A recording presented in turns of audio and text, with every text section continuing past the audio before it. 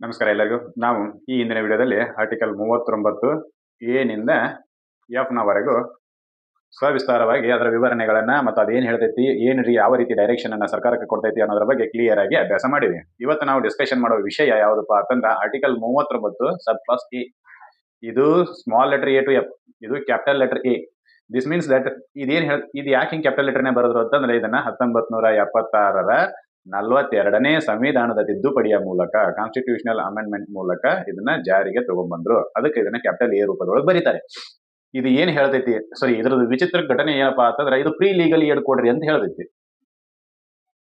ಉಚಿತ ನ್ಯಾಯಕ್ಕೆ ಅಸಿಸ್ಟೆಂಟ್ ಅನ್ನ ಕೊಡ್ರಿ ಅಂತ, ಉಚಿತ ನ್ಯಾಯದ ಸಹಾಯವನ್ನ ಕೊಡ್ರಿ ಅಂತ. ಯಾರಿಗೆ ಏನಂತ ಮುಂದೆ ಈಗ ಬರೋ ಇದೇ ವಿಡಿಯೋದೊಳಗೆ ಕಂಟಿನ್ಯೂಷನ್ ಆಗಿ ಹೇಳೋಣ.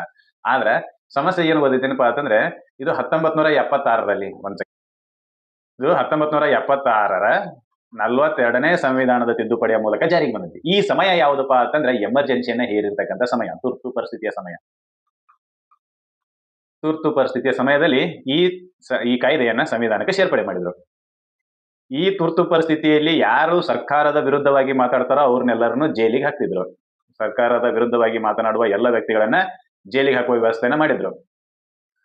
ಇಂಥ ಸಂದರ್ಭದಲ್ಲಿ ಜಾರಿಗೆ ತಗೊಂಬಂದಿರತಕ್ಕಂಥ ಅಥವಾ ಸಂವಿಧಾನಕ್ಕೆ ಸೇರ್ಪಡೆ ಮಾಡಿರ್ತಕ್ಕಂಥ ಈ ವಿಧಿ ಏನ್ ಹೇಳ್ತೈತಿ ಅಂತಂದ್ರ, ಯಾರು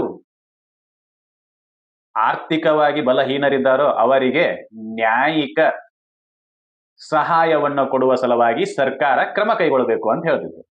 ವಿರೋಧಾಭಾಸ ನೋಡಿ ಏನಾಗತ್ತಿತ್ತು ಅಂತಂದ್ರೆ 1976 ಎಮರ್ಜೆನ್ಸಿ ಟೈಮ್ ನಲ್ಲಿ ಎಲ್ಲರನ್ನ ಯಾರು ಸರ್ಕಾರವನ್ನ ವಿರೋಧ ಮಾಡ್ತಿದ್ರು ಅವ್ರನ್ನೆಲ್ಲರನ್ನು ಜೈಲಿಗೆ ಹಾಕ್ತಿದ್ರು. ಅದೇ ಸಂದರ್ಭದಲ್ಲಿ ಇದನ್ನ ಸಂವಿಧಾನಕ್ಕೆ ಸೇರ್ಪಡೆ ಮಾಡಿ ಏನ್ ಹೇಳ್ತಿದ್ರು ಅಂತಂದ್ರೆ, ಯಾರು ಬಲಹೀನರಾದಾರೋ, ಆರ್ಥಿಕವಾಗಿ ಬಲಹೀನರಾದಾರೋ ಅವರಿಗೆ ನೀವ್ ಏನ್ ಮಾಡ್ಬೇಕು ಅಂತಂದ್ರೆ ಉಚಿತ ಕಾನೂನಿನ ಸಹಾಯವನ್ನ ಕೊಡಬೇಕು ಅಂತೇಳಿ ಸರ್ಕಾರಕ್ಕೆ ಡೈರೆಕ್ಷನ್ ಕೊಡುವ ವ್ಯವಸ್ಥೆಯನ್ನ ಸಂವಿಧಾನಕ್ಕೆ ಸೇರ್ಪಡೆ ಮಾಡಿದ್ರು. ಇದು ವಿರೋಧಾಭಾಸ. ಅದೇನಾರ ಇರ್ಲಿ, ಒಂದ್ ರೀತಿ ಒಳ್ಳೇದೇ ಆಗೈತೆ. ಅದನ್ನ ಚರ್ಚೆ ಮಾಡೋಣ ಇವತ್ತು. ಯಾಕೆ ಉಚಿತ ವ್ಯವಸ್ಥೆಯನ್ನ ಕೊಡ್ರಿ ಅಂತ ಹೇಳಿದ್ರು, ಉಚಿತ ಕಾನೂನಿನ ವ್ಯವಸ್ಥೆಯನ್ನ ಕೊಡ್ರಿ ಅಂತ ಹೇಳಿದ್ರು, ಅದು ಯಾರಿಗೆ ಕೊಡ್ರಿ ಅಂತ ಹೇಳಿದ್ರು ಅನ್ನೋದನ್ನ ನೋಡೋಣ.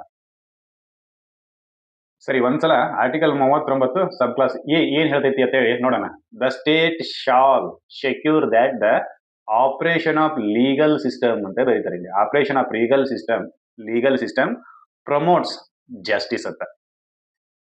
ಏನು ಸರ್ಕಾರ ರಕ್ಷಣೆ ಮಾಡಬೇಕು, ಏನು ರಕ್ಷಣೆ ಮಾಡಬೇಕು? ನ್ಯಾಯಿಕ ವ್ಯವಸ್ಥೆಯು ನ್ಯಾಯವನ್ನ ಉತ್ತೇಜಿಸುವುದನ್ನ ರಕ್ಷಣೆ ಮಾಡಬೇಕು. ನ್ಯಾಯಿಕ ವ್ಯವಸ್ಥೆ ಅಂದ್ರೆ ಕೋರ್ಟ್ಗಳು ನ್ಯಾಯವನ್ನ ಉತ್ತೇಜಿಸುವಂತಿರಬೇಕು.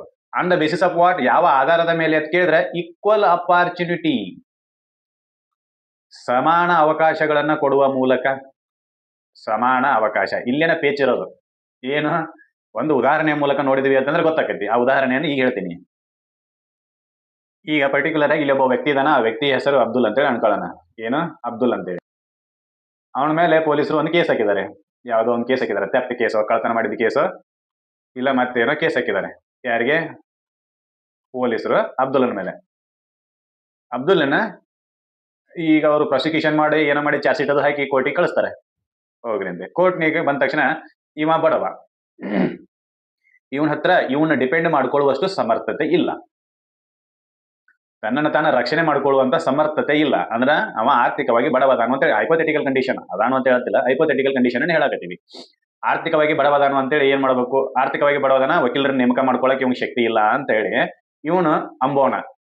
ಅವಾಗ ಈ ಕಾಯ್ದೆ ಇರ್ಲಿಲ್ಲ ಅಂತಂದ್ರೆ, ಆರ್ಟಿಕಲ್ 39 ಸಬ್ ಕ್ಲಾಸ್ ಎ ಇರ್ಲಿಲ್ಲ ಅಂತಂದ್ರೆ ಅವ ಏನ್ ಮಾಡ್ಬೇಕು ಅಂತಂದ್ರೆ, ಒಂದು ತನ್ನನ್ನ ತಾನೇ ಡಿಪೆಂಡ್ ಮಾಡ್ಕೋಬೇಕು. ಅಷ್ಟು ಸಾಲಿ ಕಲ್ತಿದ್ದ ಅಂತಂದ್ರೆ, ಅಷ್ಟು ಕಾನೂನಿನ ಜ್ಞಾನ ಇತ್ತು ಅಂತಂದ್ರೆ ತನ್ನನ್ನ ತಾನ ಡಿಪೆಂಡ್ ಮಾಡ್ಕೋಬೇಕು. ಇಲ್ಲ ಚಾರ್ಜ್ ಶೀಟ್ ಸರಿ ಐತಿ ಅಂತೇಳಿ ಒಪ್ಕೊಂಡು ಜೈಲಿಗೆ ಹೋಗ್ಬೇಕು. ಯಾಕಂತಂದ್ರೆ ಇವನ್ನ ಡಿಪೆಂಡ್ ಮಾಡ್ಕೊಳ್ಳೋ ವೇನೆ ಇವಂಗ್ ಗೊತ್ತಿರೋದಿಲ್ಲಲ್ಲ. ಆಮೇಲೆ ವಕೀಲರನ್ನ ನೇಮಕ ಮಾಡ್ಕೊಳಕ ಇವಂಗ ಆರ್ಥಿಕವಾಗಿ ಅಷ್ಟು ಸದೃಢ ಇಲ್ಲ ಇವ. ಹೀಗಾಗಿ ಎರಡು ಅಪಾರ್ಚುನಿಟಿಗಳಲ್ಲಿ, ಎರಡು ಅವಕಾಶಗಳಿಂದ ಇವ ವಂಚಿತ ಆಗ್ತಾನೆ. ಒಂದು, ತಾನೇ ಸಾಲಿ ಕಲ್ತಿರೋದಿಲ್ಲ, ಕಾನೂನಿನ ಜ್ಞಾನ ಇರೋದಿಲ್ಲ. ಕಾನೂನಿನ ಜ್ಞಾನ ಇತ್ತು ಅಂತಂದ್ರೆ ತನ್ನ ತಾನು ಡಿಪೆಂಡ್ ಮಾಡ್ಕೋಬಹುದಾಗಿತ್ತು, ಈ ಅವಕಾಶದಿಂದ ವಂಚಿತ. ಎರಡನೇದ್ದು, ಅವನಿಗೆ ಯಾವುದೇ ರೀತಿಯಾಗಿರ್ತಕ್ಕಂಥ ಎಕನಾಮಿಕಲಿ ಸಪೋರ್ಟ್ ಇರೋದಿಲ್ಲ, ಆ ಕಾರಣದಿಂದ ಅಲ್ಲಿನೂ ಕೂಡ ಅವಕಾಶದಿಂದ ವಂಚಿತ. ಯಾಕಂದ್ರೆ ವಕೀಲರ ನೇಮಕ ಮಾಡ್ಕೋಬೇಕು, ವಕೀಲರಿಗೆ ಫೀಸ್ ಕೊಡಬೇಕು, ಫೀಸ್ ಕೊಡುವಷ್ಟು ಸಮರ್ಥ ಇಲ್ಲ.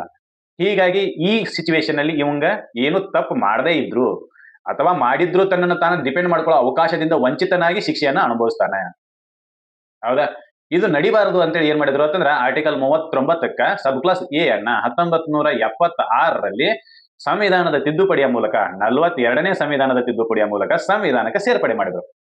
ಈಗ ಏನ್ ಮಾಡ್ತಾರೋ ಅಂತಂದ್ರೆ ಈ ಅಬ್ದುಲ್ಗ ಸರ್ ನನಗ ಜಡ್ಜ್ ಮುಂದೆ ಹೇಳ್ತಾರೆ ಇವರು, ಸರ್ ನನಗೆ ವಕೀಲರ ನೇಮಿಸ್ಕೊಳ್ಳುವಷ್ಟು ತಾಕತ್ತಿಲ್ಲ ಅಂತೇಳಿ. ಅವಾಗ ಈ ಕಾಯ್ದೆಯ ಬೇಸ್ ಇಟ್ಕೊಂಡು ಒಂದು ಕಾನೂನು ಜಾರಿಗೆ ಬಂತು 1977ರಲ್ಲಿ. ಅದನ್ನ ನಾಲ್ಸಾ ಆಕ್ಟ್ ಅಂತ ಕರೀತಾರೆ. NALSA act, national legal service authority act 1987ರಲ್ಲಿ.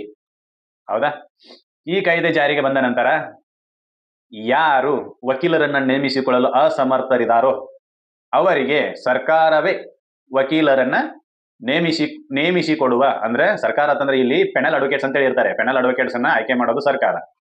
ಈ ಪೆನಲ್ ಅಡ್ವೊಕೇಟ್ಗಳಲ್ಲಿ ಯಾರಾದ್ರೂ ಒಬ್ಬನ್ನ ಈ ಅಬ್ದುಲ್ಗೆ ಏನ್ ಮಾಡ್ತಾರೋ ಅಂತಂದ್ರ ವಕೀಲರನ್ನಾಗಿ ನೇಮಕ ಮಾಡ್ತಾರೆ. ಅವಾಗ ಅವರು ಸರ್ಕಾರದಿಂದ ಬರ್ತಕ್ಕಂಥ ದುಡ್ಡನ್ನ ಪಡೆದುಕೊಂಡು, ತಮಗೆ ಕೆಲಸ ಮಾಡಿರ್ತಕ್ಕಂಥ ಕೆಲಸಕ್ಕೆ ಆದಾಯವನ್ನ ಪಡೆದುಕೊಂಡು ಈ ಅಬ್ದುಲ್ನ ಪರವಾಗಿ ನ್ಯಾಯವನ್ನ ಮಂಡಿಸ್ತಾರೆ. ಯಾರು? ವಕೀಲರು. ಇವಾಗ ಈ ಅಬ್ದುಲ್ಲನಿಗೂ ಈಕ್ವಲ್ ಅಪಾರ್ಚುನಿಟಿ ಸಿಕ್ತು.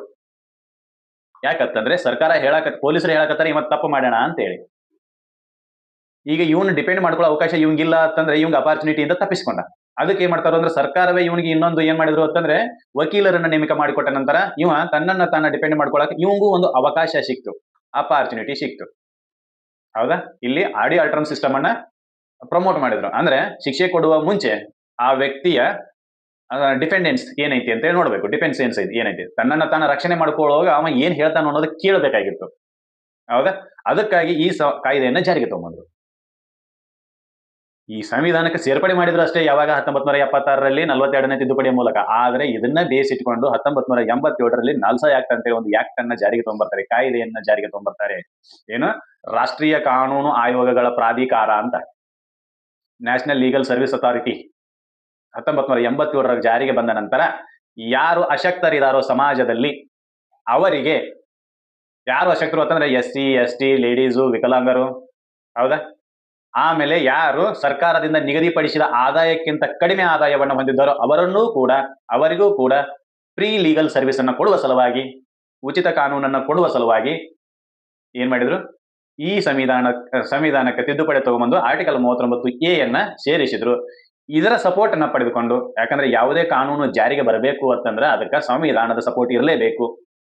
ಈ ಕಾಯ್ದೆಯ ಸಪೋರ್ಟ್ ಅನ್ನು ಪಡೆದುಕೊಂಡು ಏನ್ ಮಾಡಿದ್ರು ಅಂದ್ರೆ 1987ರಾಗ ನಾಲ್ಸಾ ಕಾಯ್ದೆಯನ್ನ ಜಾರಿಗೆ ತಗೊಂಡ್ಬಂದ್ರು. ಈ ಕಾಯ್ದೆಯ ಮೂಲಕ ಯಾರು ಸಮಾಜದಲ್ಲಿ ಶೋಷಿತರದಾರೋ, ಯಾರು ಸಮಾಜದಲ್ಲಿ ವಂಚಿತ ಜನಾಂಗ ಇತ್ತು, ಯಾರು ಸಮಾಜದಲ್ಲಿ ಆರ್ಥಿಕವಾಗಿ ಡಿಸೇಬಲ್ ದಾರೋ ಅವರಿಗೆ ಏನ್ ಮಾಡಿದ್ರು ಅಂತಂದ್ರ ಕಾನೂನಿನ ಸಹಕಾರವನ್ನ ಕೊಡಕ್ ಸ್ಟಾರ್ಟ್ ಮಾಡಿದ್ರು. ಈ ಮೂಲಕ ಸಮಾಜದಲ್ಲಿನ ಶೋಷಿತ ವರ್ಗಗಳಿಗೂ ಕೂಡ ಏನ್ ಮಾಡಿದ್ರು, ಅವರು ನ್ಯಾಯಿಕ ವ್ಯವಸ್ಥೆಯಿಂದ ವಂಚಿತರಾಗಬಾರದು ಅಂತೇಳಿ ಅವರಿಗೂ ಕೂಡ ಸಮಾನವಾದ ಅವಕಾಶವನ್ನು ಕೊಡುವ ಸಲುವಾಗಿ ಸರ್ಕಾರ ವಕೀಲರನ್ನ ನೇಮಕ ಮಾಡಕ್ ಸ್ಟಾರ್ಟ್ ಮಾಡಿದ್ರು. ಸರ್ಕಾರ ಅಂತಂದ್ರ ಅಲ್ಲಿ ಸಿಟ್ಟಿಂಗ್ ನಲ್ಲಿ ಇರ್ತಕ್ಕಂಥ ಜಡ್ಜ್ ಸಾಹೇಬ್ರು ಅದನ್ನ ಮಾಡ್ತಾರೆ, ಕೇಳ್ತಾರೆ, ನಿನ್ ಪರವಾಗಿ ನೀನ್ ವಕೀಲರ ನೇಮಿಸ್ಕೋತಿ ಅಂತೇಳಿ. ಅವ ಸರ್ ನನಗೆ ಅಷ್ಟು ತಾಕತ್ತಿಲ್ರಿ, ನನಗೆ ದುಡ್ಡು ಇಲ್ರಿ ಅಂತಂದ್ರ ತಗೋಪ್ಪ, ನಮ್ಮಲ್ಲಿ ಒಬ್ರು ಅಡ್ವೊಕೇಟ್ ಅದಾರು, ನೀ ಅಲ್ಲಿ ಕೆಳಗೋಗಿ TLS DLS ಹಿಂಗಿರ್ತೈತಿ. ಅದು ತಾಲೂಕಾ ಕಾನೂನು ಸೇವಾ ಸಮಿತಿ, ಜಿಲ್ಲಾ ಕಾನೂನು ಸೇವಾ ಸಮಿತಿ, ಹಿಂಗ ಟೋಟಲಿ ಒಂದು ಸಿಸ್ಟಮ್ ಇದೆ. ಹೌದಾ? ನಾಲ್ಸಾ ಕಾಯ್ದೆಯಲ್ಲಿ ಅದು ಬರ್ತೈತಿ. ಅದರ ಆಧಾರದ ಮೇಲೆ ಅವ್ರು ಏನ್ ಮಾಡ್ತಾರೆ ಅಂದ್ರೆ ಲೋಕ ಅದಾಲತ್ಗಳನ್ನೆಲ್ಲ ಲೋಕ ಅದಾಲತ್ಗಳನ್ನೆಲ್ಲ ನಡೆಸ್ತಾರೆ. ರಾಜಿ ಆಗೋ ಕೇಸ್ಗಳನ್ನ ರಾಜಿ ಮಾಡ್ಕೊರಿ ಅಂತೇಳಿ. ಹೌದಾ? ಈ ರೀತಿಯಾಗಿರ್ತಕ್ಕಂಥ ವ್ಯವಸ್ಥೆಯನ್ನ ತಗೊಂಬಂದ್ರು.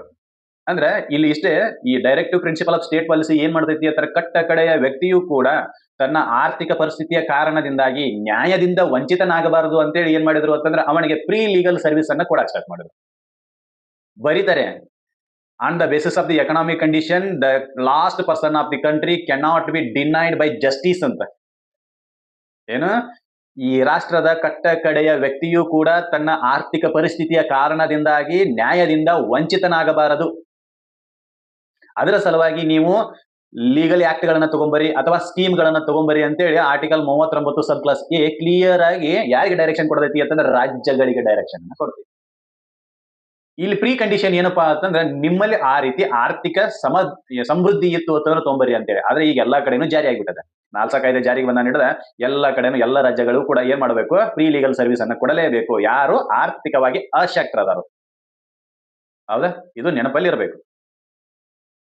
ಸಂವಿಧಾನದ ಈ ಕಲಮು ಕ್ಲಿಯರ್ ಕಟ್ ಆಗಿ ಡೈರೆಕ್ಷನ್ ಕೊಡ್ತೈತಿ ಯಾರಿಗೆ ಅಂತಂದ್ರೆ ಸರ್ಕಾರಕ್ಕೆ. ಏನ್ ಮಾಡ್ರಿ ಅಂತಂದ್ರೆ ಸೂಟೇಬಲ್ ಲೆಜಿಸ್ಲೇಷನ್ ಅನ್ನ ಪಾಸ್ ಮಾಡ್ರಿ. ಫ್ರೀ ಲೀಗಲ್ ಸರ್ವಿಸ್ ಕೊಡಕ್ಕೆ ಸೂಟೇಬಲ್ ಲೆಜಿಸ್ಲೇಷನ್ ಅನ್ನ ಅಂದ್ರೆ ಕಾಯ್ದೆಗಳನ್ನ ಪಾಸ್ ಮಾಡ್ರಿ.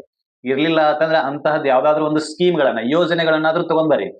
ಇಲ್ಲ ಬೇರೆ ಯಾವ್ದಾದ್ರು ಮೂಲಗಳಿಂದ ಆದ್ರೂ ಸರಿ ಏನ್ ಮಾಡ್ಬೇಕು ಅಂದ್ರೆ ಟು ಎನ್ಶ್ಯೂರ್ ಖಚಿತಪಡಿಸಿಕೊಳ್ಳಬೇಕು ಏನು ಅಂತಂದ್ರೆ ಅಪಾರ್ಚುನಿಟೀಸ್ ಅವಕಾಶಗಳು ಅದರಿಂದ ಅವಕಾಶಗಳಿಲ್ಲದೆ ಆ ವ್ಯಕ್ತಿ ವಂಚಿತನಾಗಬಾರ್ದು ನಾಟ್ ಡಿನೈಡ್ ಅಂತ ಹೇಳಿ ಬರೀತಾರೆ to any citizen by a reason of economic or other disabilities ಆರ್ಥಿಕ ಅಥವಾ ಬೇರೆ ಯಾವುದೇ ವಿಕಲಾಂಗಗಳಿಂದ ಆ ವ್ಯಕ್ತಿ ನ್ಯಾಯದಿಂದ ವಂಚಿತನಾಗಬಾರದು ಅಂತ ಕ್ಲಿಯರ್ ಕಟ್ ಆಗಿ ಯಾರಿಗೆ ರಾಜ್ಯಕ್ಕೆ ಡೈರೆಕ್ಷನ್ ಅನ್ನ ಕೊಡ್ತೈತಿ ಆರ್ಟಿಕಲ್ 39 ಸಬ್ ಕ್ಲಾಸ್ ಎ ಇದನ್ನ ನಾವು ನೋಡಬಹುದು ಅಫ್ಜಲ್ ಗುರುನ್ ಕೇಸ್ನೊಳಗ ಅವನ ತನ್ನ ಪರವಾಗಿ ಯಾರು ವಾದ ಮಾಡಕ್ ಇಲ್ಲ ಅಂತಂದ ಬಳಕ ಸರ್ಕಾರವೇ ಅವನ ಪರವಾಗಿ ವಾದಕ್ಕೆ ಒಬ್ಬರನ್ನ ನೇಮಕ ಮಾಡ್ತಾರೆ ಈವನ್ ಕಸಾಬನ್ನ ಗಲ್ಲಿಗೆ ಏರಿಸಬೇಕಾದ್ರೂ ಕೂಡ ಅವನ ಹೇಳಿಕೆಗಳನ್ನ ತಗೊಂತಾರೆ ಆಡಿಯೋ ಅಲ್ಟ್ರನ್ ಸಿಸ್ಟಮ್ ಅನ್ನ ಉಲ್ಲಂಘನೆ ಆಗಬಾರದು ಅಂತೇಳಿ ಅಂದ್ರೆ ಆ ವ್ಯಕ್ತಿ ತನ್ನ ಡಿಪೆಂಡೆನ್ಸಿ ಪರವಾಗಿ ರಕ್ಷಣೆಗಾಗಿ ತಾ ಏನ್ ಹೇಳ್ತಾನೋ ಅನ್ನೋದನ್ನ ಕೇಳಬೇಕು ಮೊದಲು ಅಂದ್ರೆ ಅಪಾರ್ಚುನಿಟಿಗಳನ್ನ ಇಬ್ಬರಿಗೂ ಸಮನಾಗಿ ಕೊಡಬೇಕು ಯಾರು ಆಪಾದನೆ ಮಾಡಿರುತ್ತಾರೋ ಅವನಿಗೂ ಆಮೇಲೆ ಯಾರು ಆರೋಪಿ ಸ್ಥಾನದಲ್ಲಿ ನಿಂತಿರ್ತಾರೋ ಅವನಿಗೂ ಈಕ್ವಲ್ ಅಪಾರ್ಚುನಿಟಿಗಳನ್ನ ಕೊಡಬೇಕು ಸಮಾನ ಅವಕಾಶಗಳನ್ನ ಕೊಡಬೇಕು ಅಂತೇಳಿ ಆರ್ಟಿಕಲ್ 39 ಎ ಹೇಳ್ತೈತಿ ಇಷ್ಟು ಕ್ಲಿಯರ್ ಕಟ್ ಆಗಿ ಸ್ಟೇಟ್ಗೆ ಡೈರೆಕ್ಷನ್ ಅನ್ನ ಕೊಡ್ತೈತಿ ಜೊತೆಗೆ ಇಬ್ಬರು ಅಂತಂದ್ರೆ ಜಗಳ ಇರ್ತೈತಿ ಆಸ್ತಿ ವಿವಾದದ ಜಗಳ ಇರ್ತೈತಿ ಆ ಕೇಸ್ನಲ್ಲೂ ಕೂಡ ಒಬ್ಬ ಸಶಕ್ತ ಇರ್ತಾನೆ ತನ್ನ ಕೇಸನ್ನ ತಾನು ಡಿಪೆಂಡ್ ಮಾಡಿಕೊಳ್ಳಲಿ ವಕೀಲರಿಗೆ ಫೀಸ್ ಅನ್ನು ಕೊಡುವಲ್ಲಿ ಸಶಕ್ತ ಇರ್ತಾನೆ ಇನ್ನೊಬ್ಬ ಅಶಕ್ತ ಇರ್ತಾನೆ ಆ ಕಾರಣಗಳಿಂದಾಗಿ ಅವನಿಗೆ ಅನ್ಯಾಯ ಆಗುವುದನ್ನ ತಡೆಯುವ ಸಲುವಾಗಿ ಏನ್ ಮಾಡ್ತಾರ ಸರ್ಕಾರ ಕ್ಲಿಯರ್ ಕಟ್ ಆಗಿ ಏನ್ ಮಾಡ್ತೈತಿ ಅಂದ್ರೆ ಪೆನಲ್ ಅಡ್ವೊಕೇಟ್ ಗಳನ್ನ ನೇಮಕ ಮಾಡ್ತೈತಿ ನೋಡಪ್ಪ ನಿನಗೆ ಈ ವಕೀಲರನ್ನ ನಾವು ನೇಮಕ ಮಾಡಿ ಕೊಡ್ತೀವಿ ನೀವು ಅವ್ರ ಹತ್ರ ಹೋಗ್ರಿ ಆಮೇಲೆ ನಿಮ್ಮ ಕಂಡೀಷನ್ ಅನ್ನ ಹೇಳ್ರಿ ಅವರು ನಿಮ್ಮ ಪರವಾಗಿ ನಿನ್ನ ಹಕ್ಕನ್ನ ರಕ್ಷಣೆ ಮಾಡುವ ಸಲುವಾಗಿ ಕೋರ್ಟ್ ನಲ್ಲಿ ಏನ್ ಮಾಡ್ತಾರೆ ವಾದ ಮಾಡ್ತಾರೆ ಇಲ್ಲ ನೀನೇ LLB ಕಲ್ತಿದ್ದಿ ನೀನೇ ಡಿಫೆಂಡ್ ಮಾಡ್ಕೋತೀನಿ ಅಂತಂದ್ರೆ ಯು ಕ್ಯಾನ್ ಅಲೌಡ್ ನೀನೇ ಮಾಡ್ಕೋಬಹುದು ಕೇಳ್ತಾರೆ ವಕೀಲರು ನೇಮಿಸ್ಕೋತೀರಿ ಏನಿಲ್ಲ ಅಂತೇಳಿ ಅವಾಗ ಹೇಳ್ಬೇಕು ನೀವು ಇಲ್ಲ ಸರ್ ನಮಗೆ ವಕೀಲರು ನೇಮಿಸ್ಕೊಳ್ಳೋ ತಾಕತ್ತಿಲ್ಲ ನೀವೇ ನೇಮಕ ಮಾಡಿಕೊಡ್ರಿ ಅಂತಂದ್ರೆ ಹಂಗೆ ಹೇಳ್ಬೇಕು ಇರ್ಲಿಲ್ಲ ಅಂತಂದ್ರೆ ಸರ್ ಇಲ್ಲ ನನ್ನ ಕೇಸನ್ನ ನಾನೇ ಡಿಪೆಂಡ್ ಮಾಡ್ಕೋತೀನಿ ಅಂತ ಆದ್ರೂ ಹೇಳ್ಬೇಕು ಆವಾಗ ಪಾರ್ಟಿ ಇನ್ ಪರ್ಸನ್ ಅಂತ ಹೇಳ್ತಕೊಂಡು ನಿಮ್ಮ ಹೇಳಿಕೆಗಳನ್ನು ಕೇಳ್ತಾರೆ ನಿಮ್ಮ ಅಂಬೋಣ ಏನಿದೆ ಅನ್ನೋದನ್ನು ಕೇಳ್ತಾರೆ ಯಾಕಂತಂದ್ರೆ